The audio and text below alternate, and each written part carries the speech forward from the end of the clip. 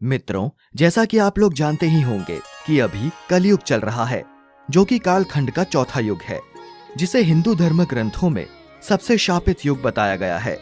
ऐसा माना जाता है कि जब कलयुग चरम पर पहुंचेगा, तब धरती से धर्म का नाश होने लगेगा और फिर भगवान विष्णु काल की अवतार में जन्म लेंगे और धरती से अधर्म को खत्म करके धर्म की स्थापना करेंगे। लेकिन मित्रों, आज की इस वीडियो में हम आपको भगवान कृष्ण की वो भविष्यवाणी के बारे में बताएंगे जो उन्होंने महाभारत काल के अंत में कलयुग के लिए की थी। और ये कड़वी सच्चाई सुनकर आप भी दंग हो जाएंगे। इसलिए आप हमारे साथ इस वीडियो के अंत तक बने रहें, ताकि आप भी ये जान सकें कि श्री कृष्ण के अनुसार कलयुग कैसा होगा। नमस्कार मित्रों, आप सभी का द ज्ञानी टेल्स की नई वीडियो में स्वागत है। मित्रों, अगर देखा जाए तो महाभारत सिर्फ हिंदुओं का ही धर्म ग्रंथ नहीं, बल्कि इस ग्रंथ के अनुसरण से समस्त मानव जाति को जीवन जीने का संपूर्ण ज्ञान मिल सकता है। क्योंकि महाभारत में मनुष्य के जीवन से जुड़ा कोई भी ऐसा विषय नहीं जिसका वर्णन इस धर्म ग्रंथ में ना मिलता हो। उन्हीं में से एक प्रसंग का वर्णन आज के युग यानी कलयुग से जुड़ा हुआ है।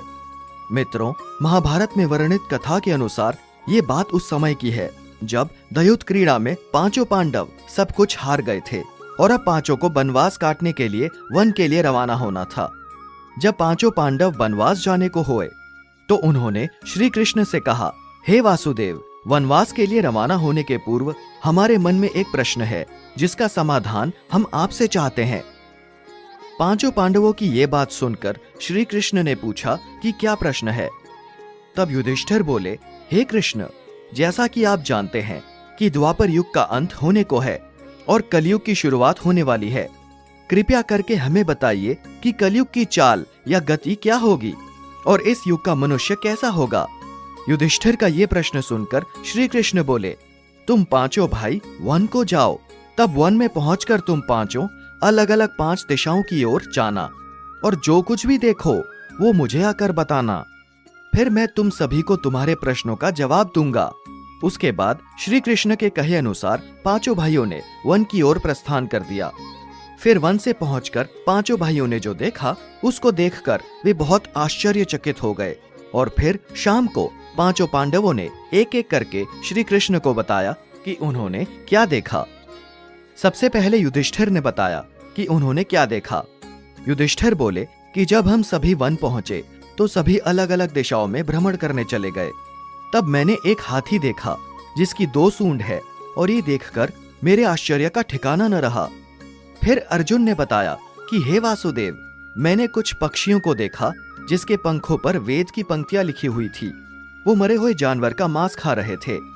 फिर अर्जुन के बाद भीम ने भी श्री कृष्ण को बताया कि हे कृष्ण, मैंने देखा कि एक गाय ने बछड़े को जन्म दिया और जन्म के बाद वो बछड़े को इतना चाट रही थी कि बछड़ा लहूलुहान हो गया, जिसे देखकर मैं हैरान हो गया। भला कोई माता अपने बच्चों के साथ ऐसा कैसे कर सकती है। उसके बाद श्री कृष्ण ने सहदेव से पूछा, सहदेव, तुम बताओ, तुमने वन में क्या देखा।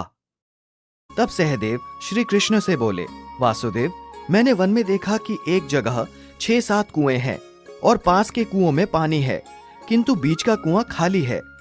बीच का कुआं गहरा है, फिर भी पानी नहीं है।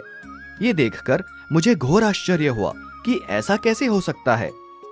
उसके बाद नकुल ने कहा, हे नारायण, जब मैं वन में भ्रमण कर रहा था तो मैंने देखा कि एक पहाड़ के ऊपर से एक बड़ा सा पत्थर लुढ़कता हुआ नीचे की ओर आ रहा है और बहुत सारे वृक्षों से टकराकर उनको नीचे गिराते हुए आगे बढ़ रहा है, परंतु उस विशालकाय पत्थर को कोई भी वृक्ष रोक नहीं पाया। इसके अलावा वो पत्थर कितनी ही अन्य शिलाओं के साथ टकराया, फिर भी वो रुका नहीं। अंत में एक अत्यंत छोटे पौधे का स्पर्श होते ही वो स्थिर हो गया। फिर युधिष्ठिर श्री कृष्ण से बोले, हे वासुदेव, हम पांचों भाइयों ने जो कुछ भी वन में देखा वो आपको बता दिया, कृपया कर इनका अर्थ बताइए। तब श्री कृष्ण युधिष्ठिर से बोले, धर्मराज, जैसा कि तुमने कहा कि तुमने 2 सूंड वाला हाथी देखा, जिसका ये अर्थ हुआ कि कलयुग में ऐसे लोगों का राज होगा जो बोलेंगे कुछ और करेंगे कुछ। कलयुग में राज करने वाले शासक अपनी प्रजा का सभी तरह से शोषण करेंगे उनके मन में कुछ और होगा और दिखावे के लिए कुछ और करेंगे। अर्थात कलयुग में शासकों के लिए आम लोगों का कोई महत्व नहीं होगा। वो उनको गुलामों की तरह समझेंगे। वो बस राज करने के लिए शासक होंगे। फिर श्री कृष्ण अर्जुन से बोले, धनंजय, जैसा कि तुमने देखा कि कुछ पक्षी मरे हुए जानवर का मांस खा रहे थे, और मैं ये देखकर हैरान हो गया कि उनके पंखों पर वेद की ऋचाएं लिखी हुई थी।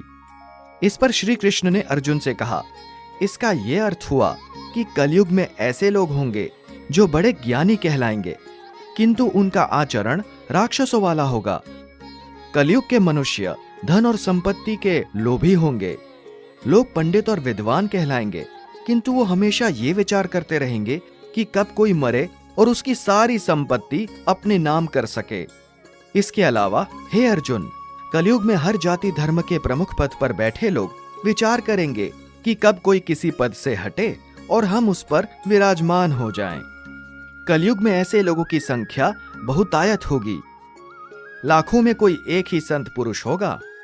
अर्जुन के बाद श्री कृष्ण भीम से बोले, हे गदाधर, जैसा कि तुमने देखा कि एक गाय ने एक बछड़े को जन्म दिया और फिर वो अपने बछड़े को इतना चाटने लगती है कि बछड़े के शरीर से खून निकलने लगता है। अर्थात कलयुग की माता अपनी संतानों पर इतनी ममता बरसाएंगी कि बच्चों को खुद का विकास करने का मौका ही नहीं मिलेगा, जिसके कारण मोह माया में पड़कर वे बर्बाद हो जाएंगे। इसके अलावा किसी का बेटा घर छोड़कर साधु बनेगा तो हजारों व्यक्ति दर्शन करेंगे, किंतु जब किसी का अपना बेटा साधु बनेगा तो रोएंगे। इसी मोह माया की वजह से उसका जीवन वहीं खत्म हो जाएगा। भीम जब श्री कृष्ण के जवाब से संतुष्ट हो गए, तब भगवान श्री कृष्ण ने सहदेव से कहा, सहदेव, जैसा कि तुमने बताया कि तुमने वन में 6-7 बड़े बड़े कुओं के बीच एक कुआं एकदम खाली देखा, इसका अर्थ ये हुआ कि कलयुग में पैसे वाले अर्थात धनी लोग अपने पुत्र पुत्री के विवाह में या फिर आलीशान भवन बनाने में लाखों रुपए खर्च करेंगे, परंतु उनके पड़ोस में यदि कोई भूखा प्यासा मर रहा होगा तो वो उसकी कोई सहायता नहीं करेंगे। भले ही उनका अपना ही सगा भूख से मर जाए, लेकिन वो देखते रहेंगे। इसके अलावा कलयुग में मनुष्य मदिरा, मांस भक्षण, सुंदरता और व्यसन में पैसे उड़ा देंगे, किंतु किसी की मदद करने में उनकी कोई रुचि नहीं होगी। हे सहदेव, मेरे कहने का तात्पर्य यह है कि कलयुग में कुछ ऐसे लोगों के पास अन्न के भंडार होंगे, लेकिन वही कुछ लोग भूख से मरेंगे। एक ही जगह पर असमानता अपने पूरे चरम पर होगी। श्री कृष्ण की बातें सुनकर सहदेव को सारी बात समझ में आ गई।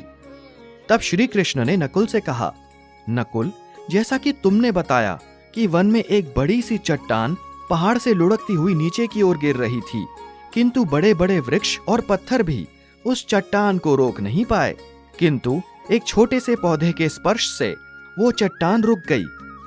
जिसका अर्थ ये हुआ कि कलयुग में मनुष्य की सोच बहुत छोटी हो जाएगी, यानी कलयुग के मनुष्यों का जीवन पतित हो जाएगा, और ऐसे में मनुष्यों का जीवन धन की चट्टानों से नहीं रुकेगा, ना ही सत्ता के वृक्षों से रुकेगा, किंतु हरि नाम के छोटे से पौधे से, हरि कीर्तन की छोटी सी पौध से मनुष्य जीवन का पतन होना रुक जाएगा। अर्थात कलयुग में भी जो मनुष्य धन के लोभ को छोड़कर हरि नाम का जाप करेगा, उसे कोई कष्ट नहीं होगा, और मृत्यु के बाद उसे परमेश्वर अर्थात मेरे चरणों में जगह मिलेगी। मेरे प्यारे मित्रों, आपने देखा होगा कि आज श्री कृष्ण द्वारा बताई गई सारी बातें सच में घटित हो रही है। इसलिए मनुष्यों को चाहिए कि कलयुग में वो धर्म का पालन करें और श्री हरि नाम का जाप करें, तो उसका जीवन सफल हो जाएगा।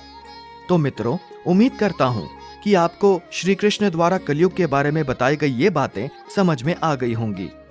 अगर आपको ये वीडियो पसंद आई हो तो इसे लाइक और शेयर करें। साथ ही अगर आप हमारे चैनल पर पहली बार वीडियो देख रहे हैं तो ऐसी ही पौराणिक और अत्याधुनिक जानकारी के लिए हमारे चैनल को अभी सब्सक्राइब करें और नीचे कमेंट करके बताएं कि आपको वीडियो कैसी लगी। फिलहाल आज की वीडियो यहीं समाप्त होती है। अब हमें इजाजत दें और वीडियो को अंत तक देखते रहने के लिए आपका बहुत बहुत शुक्रिया।